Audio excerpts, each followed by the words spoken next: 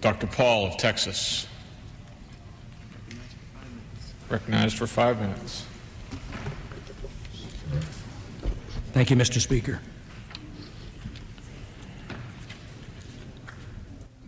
Mr. Speaker, the election of 2004 is now history. It's time to ponder our next 4 years.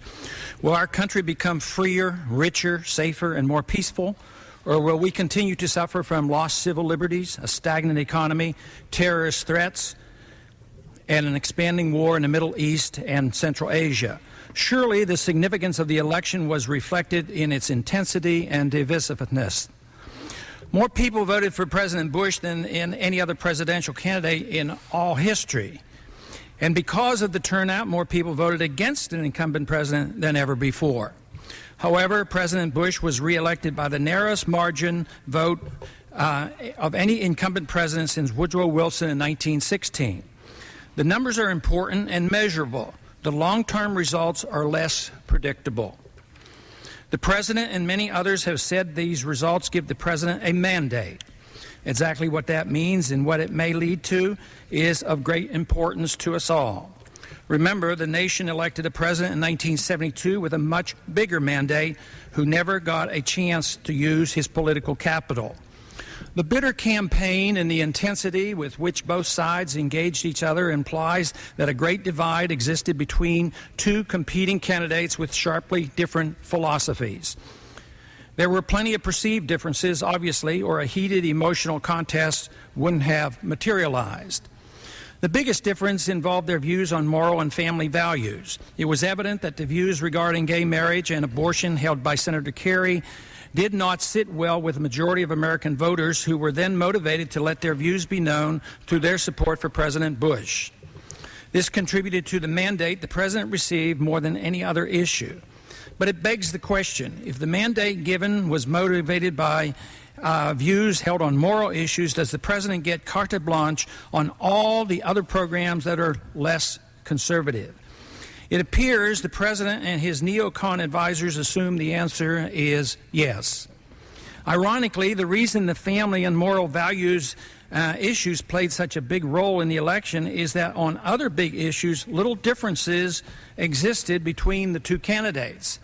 Interestingly enough, both candidates graduated from Yale and both were members of the controversial and highly secretive Skull and Bones Society.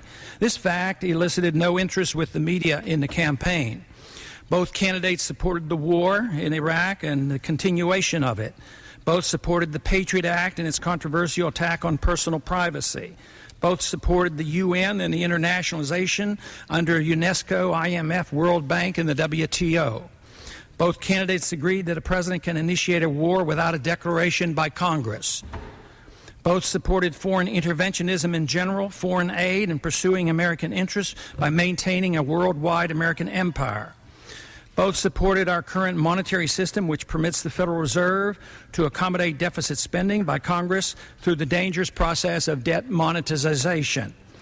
Both supported expanding entitlements, including programs like the National Endowment for the Arts, medical benefits, and federal housing programs. Both candidates supported deficit financing. Both candidates supported increased spending in almost all categories. Though President Bush was more favorably inclined to tax cuts, this in reality has limited value if spending continues to grow. All spending must be paid for by a tax, even if it's the inflation tax, whereby printing press money pays the bills and the tax is paid through higher prices, especially by the poor and the middle class.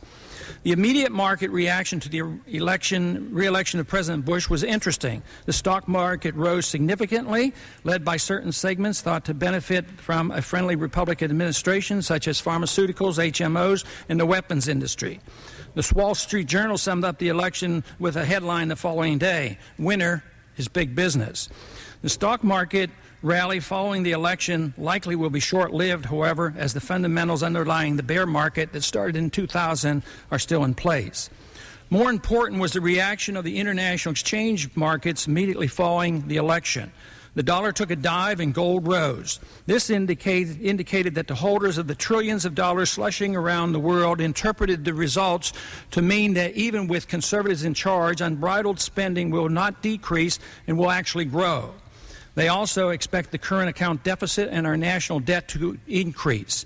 This means the economic consequence of continuing our risky fiscal and monetary policy is something Congress should be a lot more concerned about. One Merrill Lynch money manager responded to the election by saying, Bush getting reelected means a bigger deficit, a weaker dollar, and higher gold prices. Another broker added, 4 more years of Bush is a gift to the gold markets, more war, more deficits, and more division. During the Bush administration, gold surged 70% and the dollar lost 30% of its value. A weakened currency is never beneficial, although it's argued that it helps our exporters. People who work to earn and save dollars should never have the value of those dollars undermined and diminished by capricious manipulation of the money supply by our government officials. The value of the dollar is much more important issue than most realize in Washington. Our current account deficit of 6% of GDP and our total foreign indebtedness of over $3 trillion pose a threat to our standard of living. Unfortunately, when the crisis hits, our leaders will have little ability to stem the tide of price inflation and higher interest rates that will usher in a dangerous period of economic weakness. Our dependency on foreign borrowing to finance our spendthrift habits is not sustainable. We borrow more than $1.8 billion a day. The solution involves changing our policy with regard to foreign commitments, foreign wars, empires overseas, and ever-growing entitlement system here at home.